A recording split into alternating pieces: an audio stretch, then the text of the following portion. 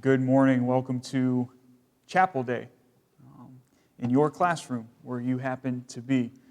We're going to be in John chapter 18. We're going to start off there this morning. We're going to start with this idea of viewpoints. So viewpoints are an interesting thing. 2 or 3 or a dozen people can live through the same event. They can go through the same situation and come away with very, very different views of what happened. And it really comes down to their personal perspective, their personal view of whatever that event may be. So throughout Scripture, we see a host of different views. We see people who were focused only on themselves, and because they're focused on themselves, their actions, the response they have to a situation would reflect that. You look at an individual like Jonah. We enjoy the story of Jonah and the whale. Well, he was so focused on himself, he was so focused on what he wanted that it impacted his response. What was Jonah supposed to do?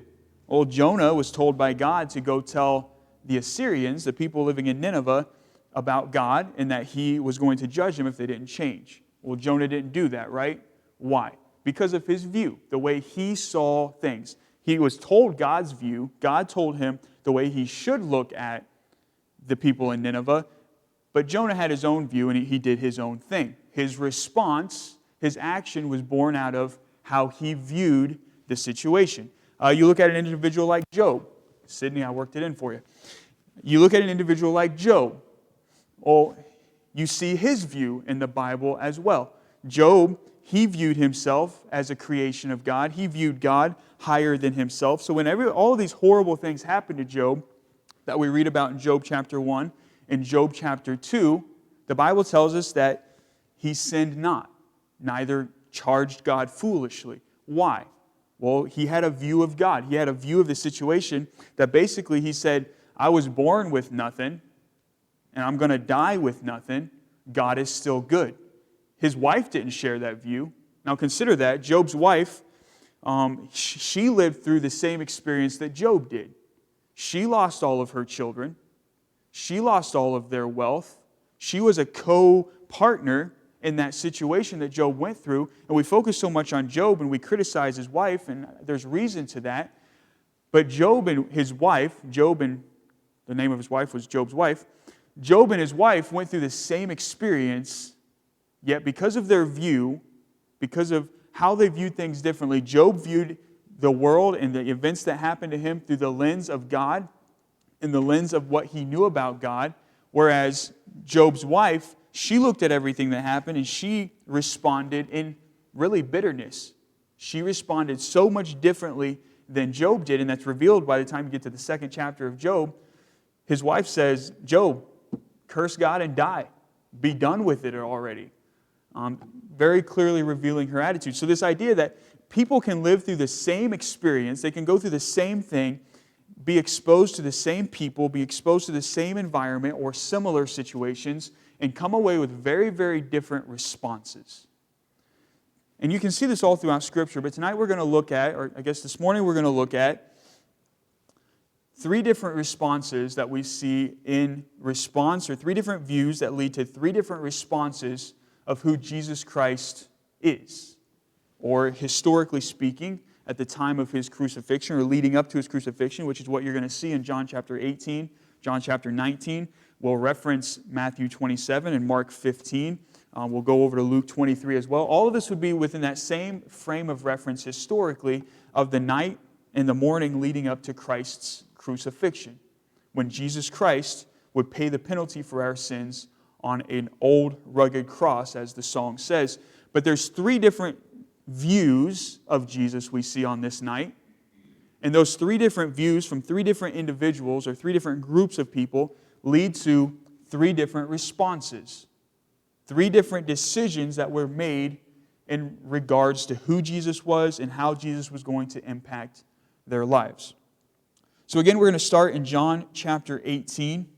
We're going to kind of skim through this passage. It's a lengthier passage, but we're going to read most of it for the sake of context, and so we understand what is happening. And I know many of you in elementary up through secondary, you would know the story of Jesus' crucifixion. You would know the suffering he went through. You would probably have already heard how horrible, horrible things that were done to him on that night and that morning leading up to his crucifixion, when he would pay the price of your sin and of my sin. We know that story, but it's important every once in a while for us to reflect on what Christ did for us, the price that He paid so that we could have a relationship with Him.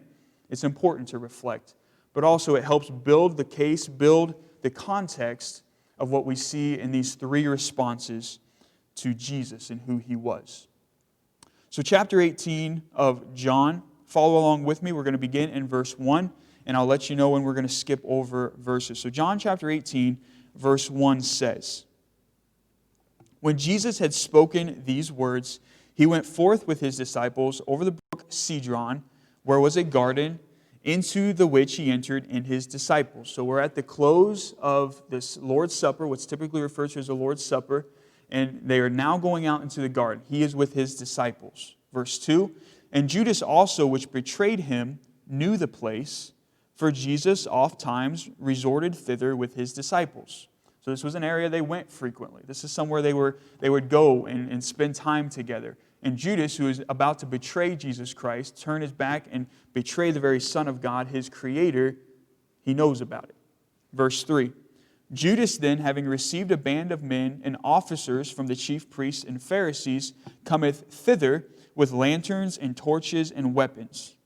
Verse 4, "Jesus therefore, knowing all things that should come upon Him," Jesus wasn't surprised by this. Jesus is God.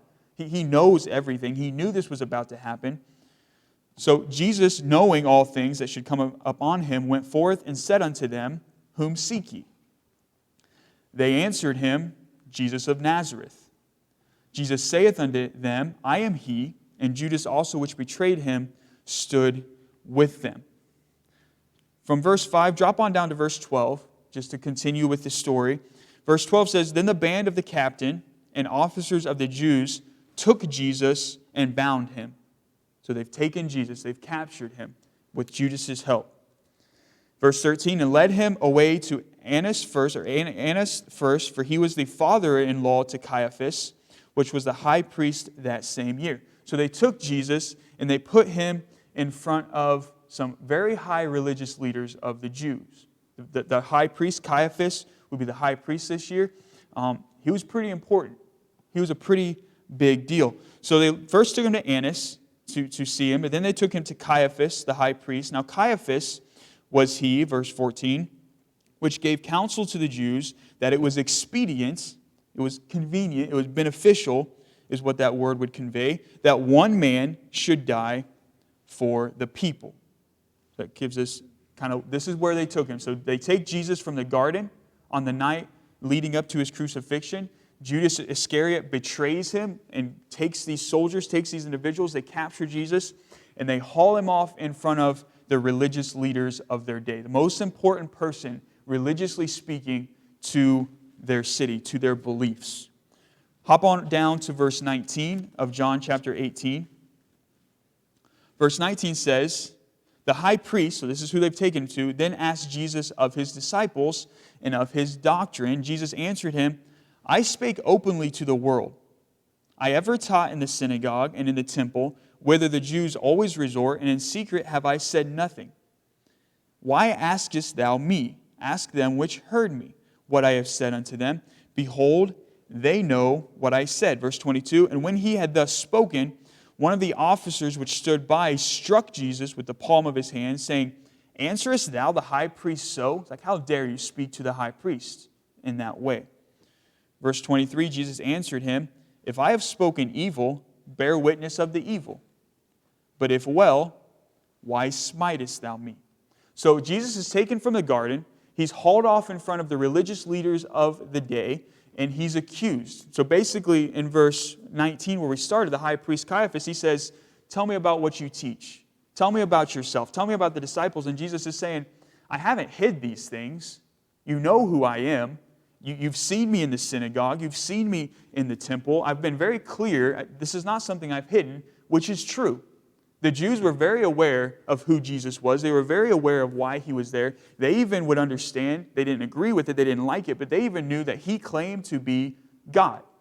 By claiming to be the Son of God as He had, he was claiming to be God, which is why they hated him. And we'll get into more of that in just a moment. Drop on down to verse 28.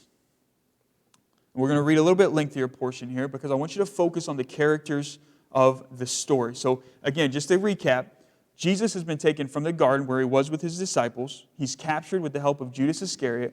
He's taken to first the Jewish leadership, the religious leaders of their day, and then from there, he'll be taken to the Roman leadership, the Roman officials in verse 28. Then led they Jesus from Caiaphas unto the hall of judgment, and it was early, and they themselves went not into the judgment hall, lest they should be defiled, but that they might eat the Passover.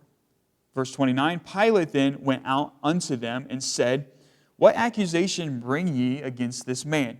Basically, they woke up Pilate, and Pilate's saying, Come on, guys, what in the world are you doing? Why are you bringing this individual to me? Why have you woken me up? We started at night in the garden, where now the Bible says it's very early. So we're moving on into the early morning hours. Pilate says, Why are you bringing him to me? Who is this? What did he do? Why are you bothering me? Verse 30, they, the Jews, those who had accused Jesus Christ, answered and said unto him, If he were not a malefactor, we would not have delivered him up unto thee. So they basically say, he's a bad guy. He's bad news. Otherwise, we wouldn't bother you. We promise. Cross our heart. We wouldn't mess with you if he didn't deserve it. So that's what they say. Verse 31, Then said Pilate unto them, Take ye him and judge him according to your law. He said, You guys deal with him the way that you feel like you need to deal with him. The Jews therefore said unto him, It is not lawful for us to put any man to death. Verse 32, that the saying of Jesus might be fulfilled, which he spake, signifying what death he should die. So they've kind of revealed their hand here a little bit. Again, the primary group Jesus has interacted with up until we get to Pilate at this portion of John chapter 18 has been the Jews, specifically the Jewish religious leaders. And they just told Pilate why they're bothering him. Why are they bothering him? Because they want Jesus put to death. It's not enough that they rebuke him and tell him not to do whatever he's doing. It's not enough for them to say, hey, we disagree with you and we want you to leave. No, they've already said it very clear. They want Jesus Christ dead. And they don't have the authority to do that. They don't have the permission. And so they need to get a Roman official, Pontius Pilate, to sign the death warrant, so to speak. But they already know what they want.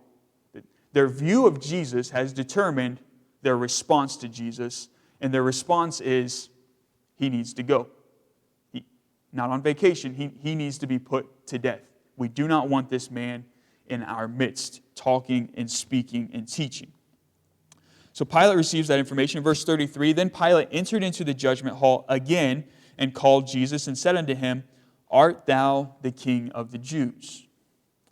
Jesus answered him, Sayest thou this thing of thyself, or did others tell it thee of me? Verse 35, Pilate answered, Am I a Jew? Thine own nation and the chief priests have delivered thee unto me. What hast thou done? Verse 36, Jesus answered, My kingdom is not of this world. If my kingdom were of this world, then would my servants fight, that I should not be delivered to the Jews, but now is my kingdom not from thence, or hence, rather. Verse 37, Pilate therefore said unto him, Art thou a king then? Jesus answered, Thou sayest that I am a king. To this end, meaning for this purpose, was I born, and for this cause came I into the world, that I should bear witness unto the truth. Everyone that is of the truth heareth my voice.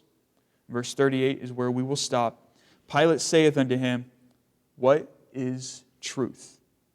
And when he had said this, he went out again unto the Jews and saith unto them, I find in him no fault at all. So he hears the accusations of the Jews. He hears Jesus and what Jesus is saying about himself and what he's been accused of. And Pilate, pretty quickly, that this wasn't a long deliberation, Pilate comes back outside to the angry Jews, to the hateful, spiteful, envious Jews that had brought Jesus Christ to be crucified, and he says, he's done nothing wrong. There is no reason for this man to be put to death. I find no fault at all in him. We've already seen a response. We've already seen a view that the Jews have. We're going to explore it a little bit more. We've seen Pilate, and we'll see another character as well. Again, with this idea, these views, the way you view Jesus, the way these individuals viewed Jesus, directly led to their response to Jesus. Let's pray, and we will get into this a little bit further. Heavenly Father, we thank you for your word. We thank you for this opportunity we have to open it, and how you have preserved it, how you've saved it for us, and you've made it so that we can trust it. And Lord, we thank you for that we can not only see spiritual truth and spiritual knowledge from your word, but Lord, that you've given us very clear direction for our lives. Lord, I pray that you keep me focused and you would help me as I preached this morning to just say exactly what you would have me to say, and they would be your words. Lord, I pray that you'd speak to the hearts of the young people and the children, and that your way would be done. We thank you for it. We love you. In Jesus' name, amen. So we could summarize very quickly about the Jews. So that's the first people group, or the group of people that we're looking at. The Jews rejected Jesus Christ. They wanted nothing to do with Jesus Christ. It's pretty interesting, and we don't have the time to go back over it, but there was a point in time near the beginning of the book of John where they were asking John the Baptist, hey, are you the Messiah? Are you the one we've been waiting for? And then at another time, they would actually go to Jesus and say, hey, are you the Messiah? Is this the man that we've been searching for? Is this the one that we've been waiting for? They knew the prophecies. They knew the Old Testament. They knew how Jesus was supposed to come. They knew what he was supposed to be like. For 3 years of Jesus' ministry, they heard him preach. They heard him teach. I mean, we read the verse where Jesus said it, I've been in your synagogues. I've been in the temple. I've been very open about what I've done. Why are you acting like you don't know me? So they knew who Jesus was. They knew what the prophecies had said about the Messiah, or who the Messiah was supposed to be. They also knew that he claimed to be God, which was their greatest source of contention with him, is that they claimed he was blasphemous, that he claimed to be God. He claimed to be their Messiah, but they did not listen to him. They did not respond to him. Why? Well, it was because of their view of God. It was because of their view of Jesus. Essentially, Jesus was a problem for them. We're talking about the religious elite, those who were steeped, the Jews, the Pharisees, the Sadducees, the high priests. They were so steeped in the way they thought things should be religiously. They were so set on what they believed to be right, that when Jesus Christ actually showed up, when Jesus, their Messiah, actually walked into their life and said, I am the way, the truth, and the life. No man cometh unto the Father but by me. They looked at him, they heard what he said, and they said, no. That's not the Jesus I want. That's not the Christ that I'm interested in. That's not the Messiah that I want in my life. They rejected their Messiah. The Bible tells us that very clearly. He came unto his own, and his own received him not. Why? Because it didn't fit with their mold. They had a view of what they wanted their Messiah to look like. Jesus wasn't it. Now, Jesus was exactly who had been prophesied if they had paid attention, but that wasn't who they wanted. That wasn't what they wanted. So Jesus was a problem to them, because if they listened to Jesus, if they accepted Jesus Christ as their Messiah, it would radically change their life. And they didn't want that. If they accepted Jesus Christ, they had to reject their old life.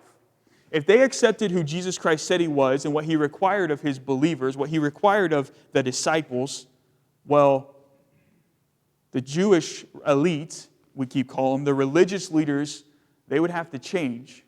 They would have to take their focus off of themselves and start to care more about what God wanted and God's way than they did about their own way. That was a problem for them. They were not willing to do that. Why? Because they viewed their way, the way they wanted to live their life, the path that they were on, as more important, as superior to God's way. Now, they probably wouldn't have said it that way, but that's what they did. You can see it in how they responded to Jesus Christ. So Jesus was a problem to their way of life. They did not like the implication of what it meant. They did not want to submit to him.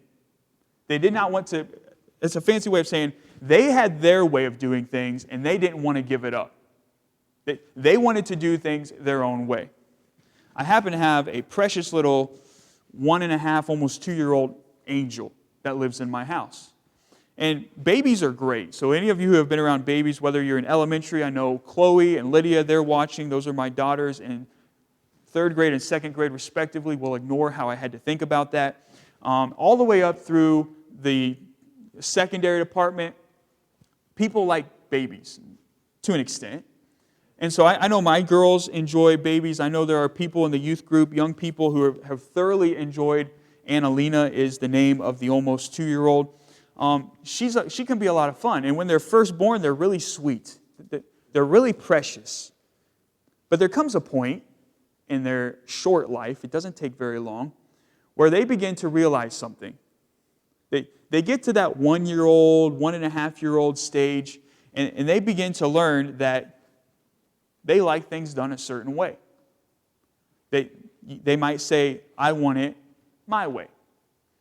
And I kid you not, my daughter is not even 2 years old yet, but on a consistent basis, especially it feels like in the last month, over and over and over again, that precious little cute little girl will refuse to obey.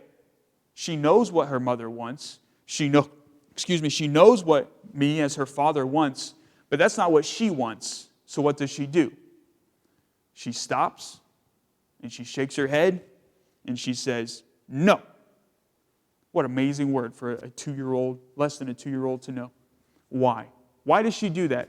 Well, she has what she wants, and that doesn't line up with what mom and dad wants. And it's easy to see in a little toddler. I'm sure many of you in elementary, if you are being honest, when your teacher tells you, hey, I want you to write the cursive page this way. I want you to tilt it just like this. I need you to do the math problems this way. Or in secondary, when your teachers say, hey, I need you to put the heading at the top left-hand corner of your page, not all over your page if you put a heading on it at all. When you hear those things as a student, and adults do it too, so don't mix that up. We have the same response. Our immediate response to being told what to do is exactly like my 1.5-year-old daughter, no. And we want to do our own thing. Well, that's what we see in the Jews. The Jews should have known. They should have been fully aware of who Jesus Christ was. And I believe many of them were. It wasn't that they didn't understand. It's that their will did not submit. They refused to listen to God. They refused to submit to Him. Jesus was a problem to the way they wanted to live. If Jesus was who He claimed to be, they would have to give things up. Their life would have to change. And like a 1.5-year-old baby, they said no. Their view, that their life was more important to them than what God said, and their view would dictate, it would lead to their response. Their attitude, their viewpoint, their lifestyle, the way what they wanted would have to change, and they refused to do that. They weren't willing to give up what they wanted. They were not willing to follow God's way, even though they knew what that was. God told them, Jesus Christ told them what they needed to do. So what did they do? They rejected Him. They said, Jesus Christ, no. You will not have say in my life. You will not get to tell me what to do. You will not have control. I will not submit. And they rebelled against their Creator. They rejected Him, and they hauled Him down to the Roman court to have Him crucified. That was their intent. Their view led to their response. What was their response? They rejected Jesus Christ. They wanted Him gone.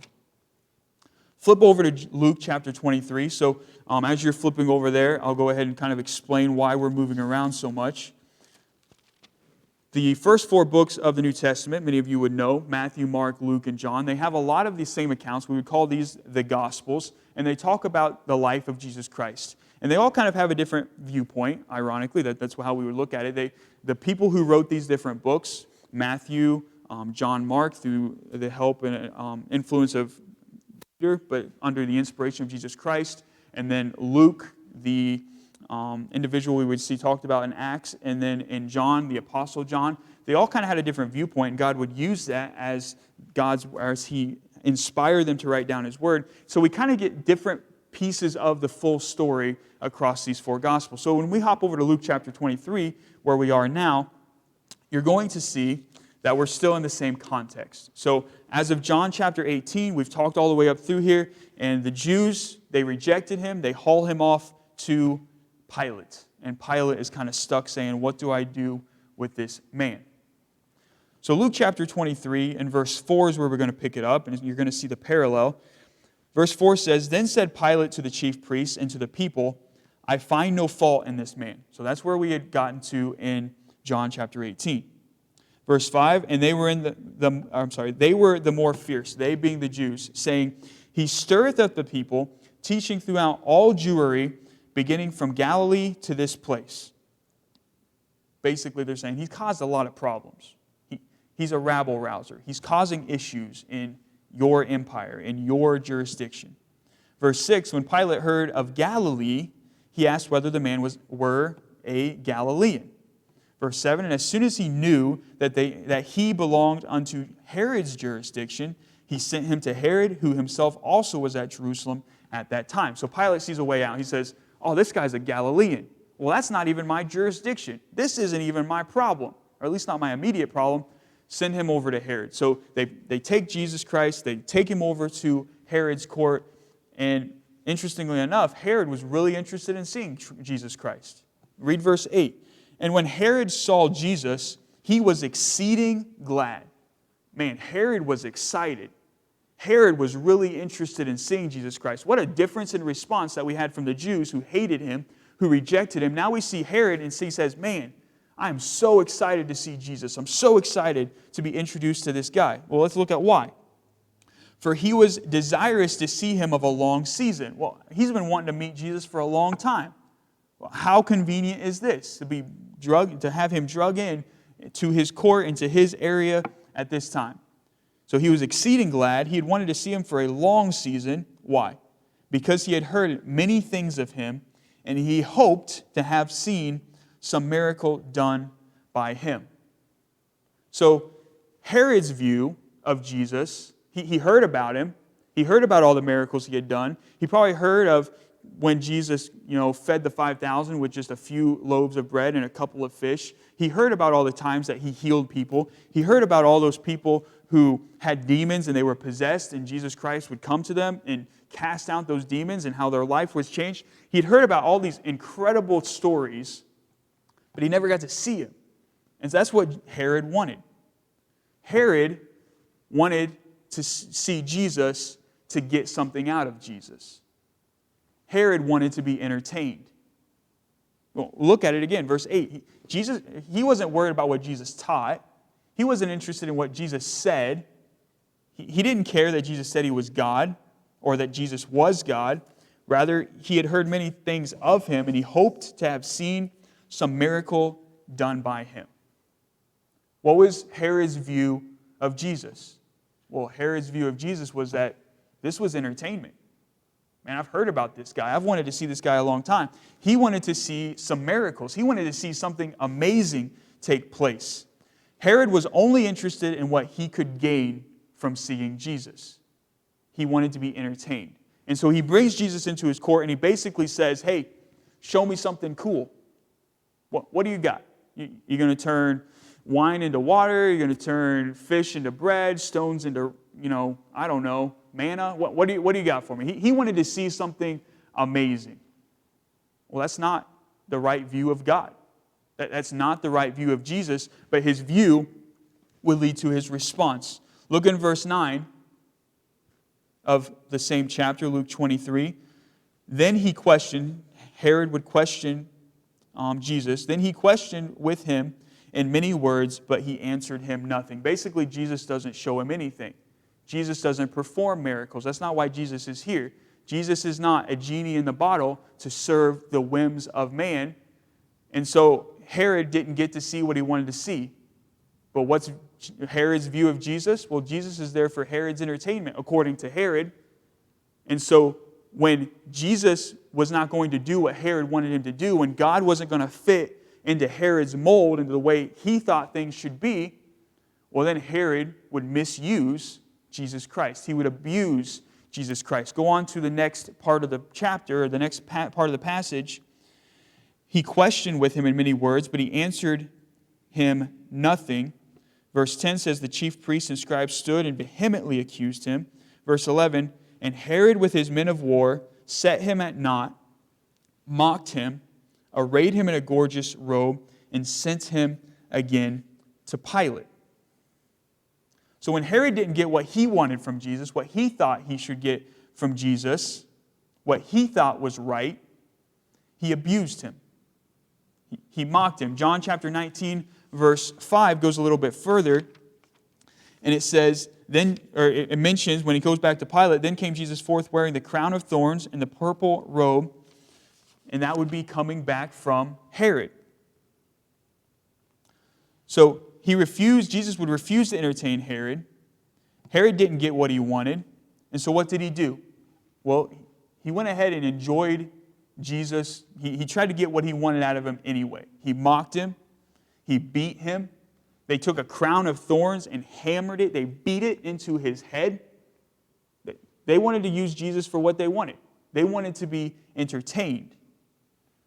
It's almost like they were going to say, or it's almost like Herod's view or his thought process was, even though, Jesus, you won't give me what I want, I'll get it anyway. Well, why would Jesus be looked at as a tool by Herod? Why would Jesus be looked at as a source of entertainment, as a way to please Herod? Well, that was his view. Herod looked at God, he looked at Jesus Christ as a tool to get what he wanted, to gain something from him. But there's one more person in this part of the story. There's one more individual that we've mentioned a couple times, and he had a view of Jesus as well. And his view would result in his response. So the Jews' response to Jesus Christ, they rejected him.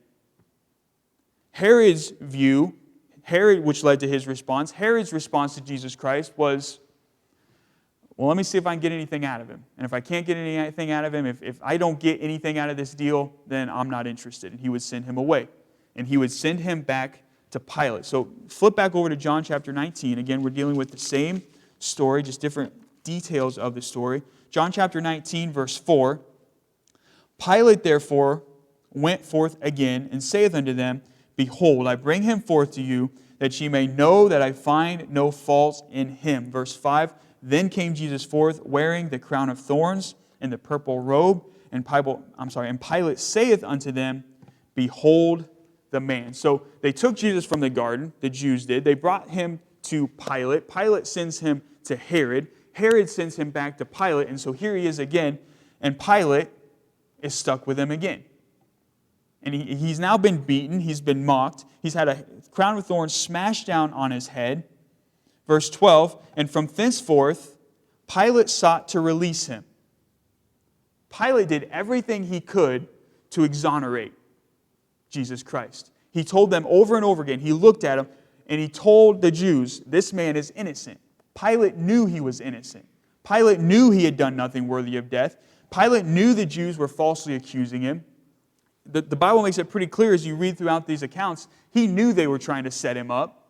He knew that they were trying to get rid of Jesus Christ. Mark chapter 15, verse 10 says that Pilate knew that the Jews were acting out of envy because they were jealous, because they were envious of Jesus Christ. So Jesus had probably a more proper view, Pilate had a more proper view of Jesus Christ, but it wasn't quite there. Even though he knew he was innocent, even though he knew he was a good individual or he was righteous, it did not change his response. Pilate was more concerned with his own well-being, about his own life, about his own way of living than he was about the life of Jesus Christ. If you look in John chapter 19, and you go down after verse 12, or at verse 12, when we're told one of the last times that Pilate was trying to release him, he tried to set him free, the Jews cried out in verse 12, saying, if thou let this man go, watch this accusation, thou art not Caesar's friend. Whosoever maketh himself a king speaketh against Caesar. So basically they say to Pilate, hey, if you let Jesus go, if you don't crucify him like we want you to, well, that's going to mess up your career. you're going to be looked at as the one that let another king, who let another individual who claimed to be king, walk away innocent. Basically, they're saying, if you don't take care of this problem, if you don't sentence Jesus to death, your own livelihood will be at risk. You will be endangered. And so even though Pilate knew that Jesus Christ was innocent, even though Pilate knew that he was not worthy of death, that the Jews were just setting him up out of envy, well, they still got to him. What was Pilate's view? He was focused on his own self-interest, and it would result in his response. Instead, he would proclaim his own innocence. Matthew chapter 27 tells us that Pilate pulls out a bowl of water, and he looks at the Jews and he says, this is wrong. Essentially, he says, this is wrong. This man does not deserve death. But they persisted, and the Jews pushed, and they pushed, and they pushed, and they said, listen, it's political suicide.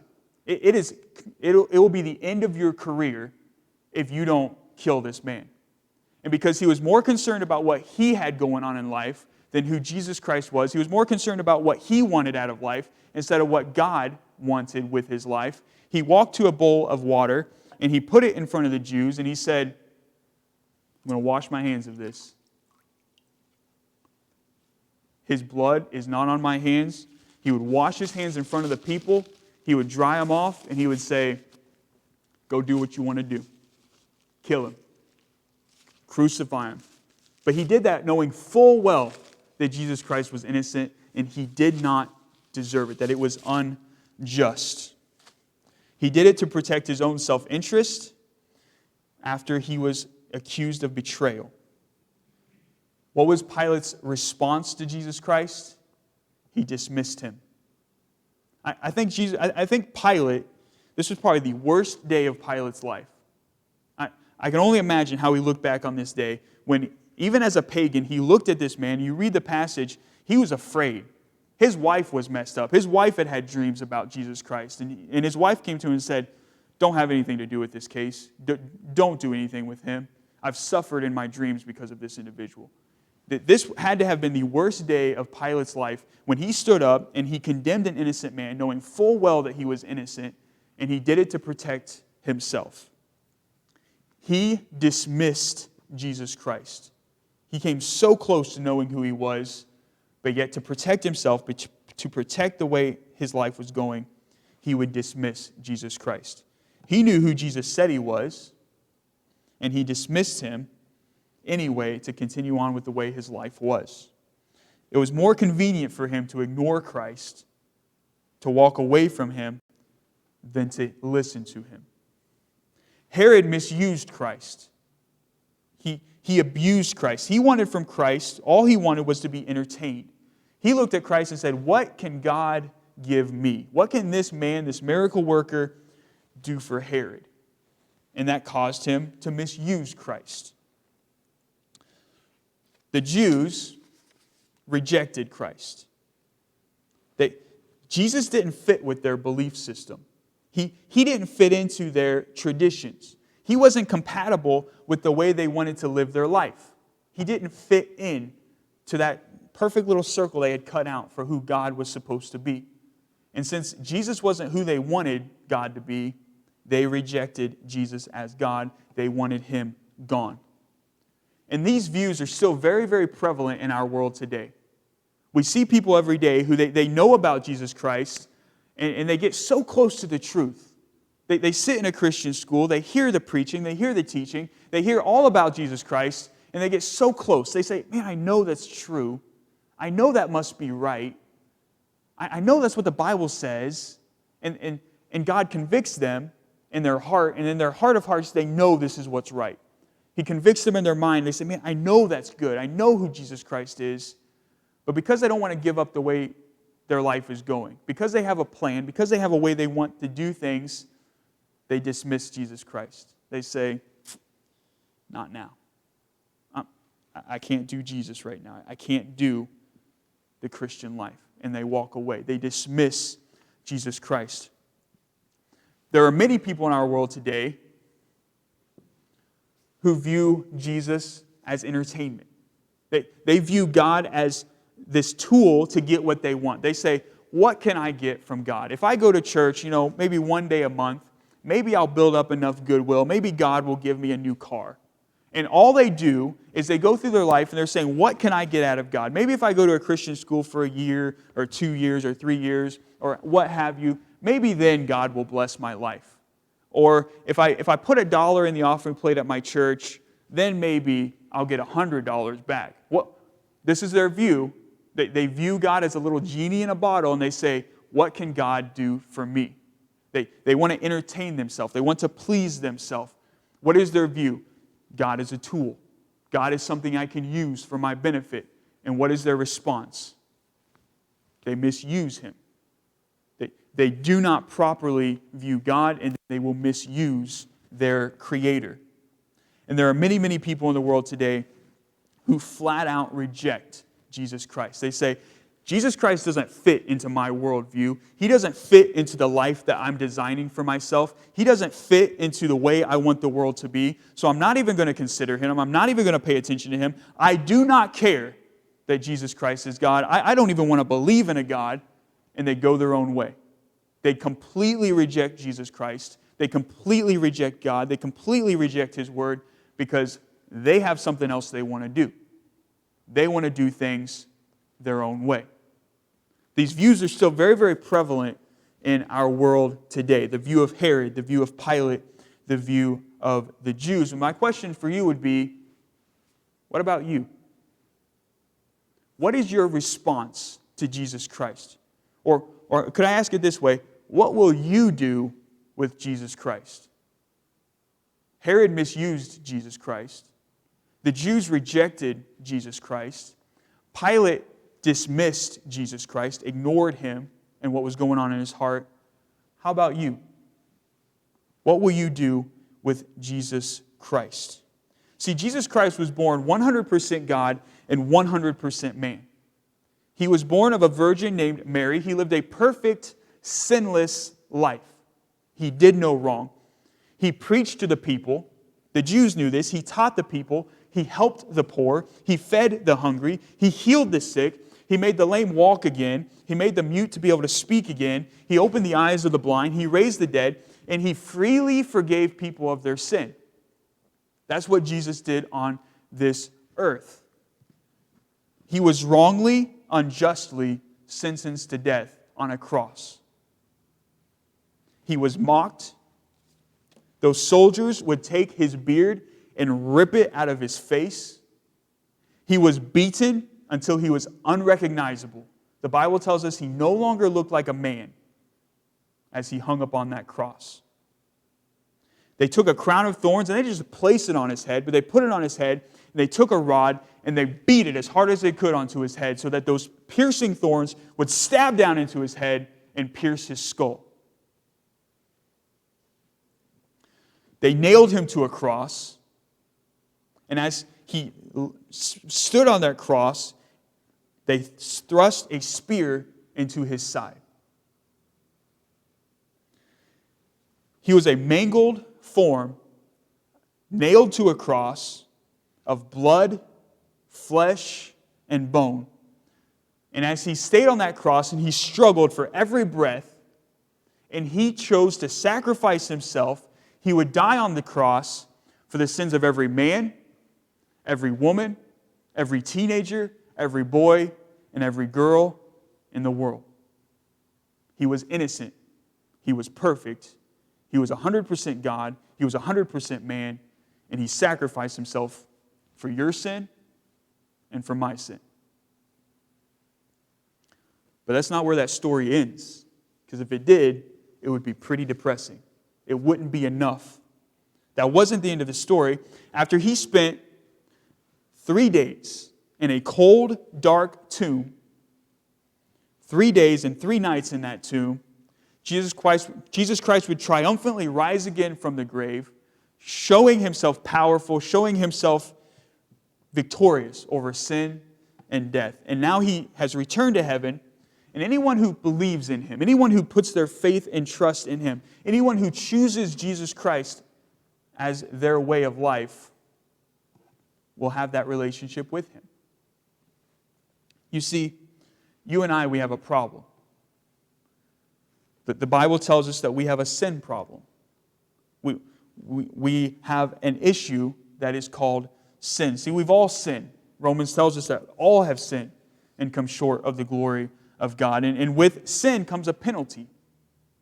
That there is a penalty for sin, and that penalty, according to the Bible, is death.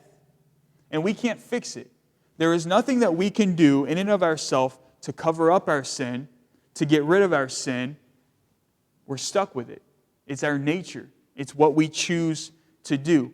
And so Jesus Christ would look down from heaven. God the Father would look down and say, I love my creation. I love that little boy in elementary. I love that young lady in the secondary. I love that person in Mongolia. I love that individual who lives in Venezuela. And he loved everyone so much that according to John chapter 3, verse 16, He sent His only begotten Son, Jesus Christ, to die on a cross for our sins, so that any and all who want to have a relationship with Him can choose to do so, can place their faith and trust in Him. We had the problem. Jesus paid the debt for the problem. All we have to do is accept. All we have to do is choose Jesus Christ.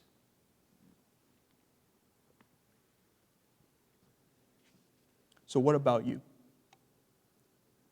What will you do with Jesus Christ? The Jews rejected Him because He didn't fit in with their life. Herod misused Him because he saw Jesus as a tool. Pilate dismissed Him because he was more concerned about what he had going on. What will you do? Will you accept Jesus Christ as your Savior? Let's pray. Heavenly Father, we thank You for today. We thank You for Your Word. I pray that You would use Your Word to speak to the hearts and minds of the elementary students, to speak to the hearts and minds of the secondary students and anyone else who may hear this message along the way, Lord. I just pray that You would convict of sin and that You would convince the hearts and minds of everyone who hears Your Word that You love them and that You have made a way for their salvation. We thank You for Your Word. We thank You for the clarity of Your Word and the simplicity of the salvation that You offer to us today. We love You and we thank You for it. In Jesus' name, amen. Very briefly, with every head bowed and every eye closed, as we just take a quiet moment of reflection or as thought in your classroom, I want you to consider that question. And I want you to make it personal. Ask yourself this question: what will I do with Jesus Christ? Or what have I done with Jesus Christ? God loves you so much, He desires a relationship with you. But He will not force you into that relationship. He leaves that choice up to you to either choose Him or reject Him. It's interesting to think about that every individual we talked about today, from the nameless Jews and Caiaphas and Annas and all of these individuals who rejected Jesus Christ, God created them to have a relationship with Him, but He allowed them to reject Him. He made Herod.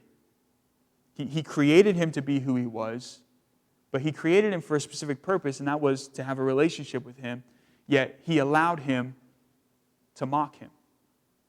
The creator of Herod, the one who formed him in his mother's womb, how we would see described in Psalm 139, He allowed Herod to misuse him. And Pilate, when he seems to have been so close to understanding who Jesus was, he seems to be so close to accepting the truth, he still allowed Pilate to make that choice. So I ask you the question, what will you do with Jesus? If you recognize that you have not used Jesus appropriately, if you recognize that you have not made the right choice, I would implore you to speak to one of your teachers, that you would go to them and ask them for more information, that you would ask them how you could have a relationship with Jesus Christ, because this is the most important decision you could ever make in your life. What will you do with Jesus Christ.